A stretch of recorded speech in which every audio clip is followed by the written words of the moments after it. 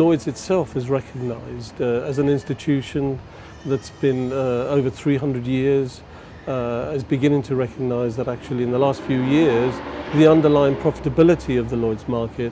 needs to be improved, and I think that they are looking at the structure, they're looking at the underwriting profitability of the market and seeing what changes, what needs to be addressed, how they should be addressing it, and on what basis that should be taking place. So yes, I think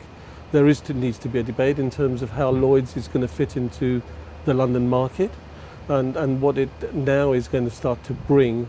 for the next few years in terms of its structure,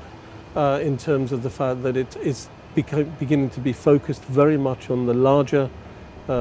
players within the market, and a market as Lloyd's is needs to have a regeneration. And how is that going to happen? What does Lloyd's needs to do to make to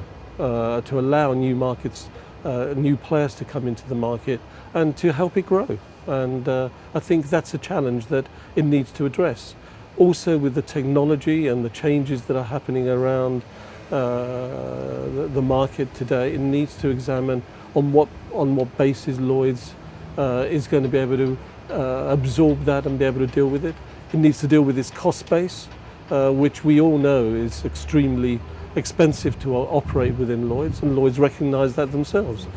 So they need to address that not only in their own selves in terms of the cost, but in terms of the acquisition costs and the regulative costs.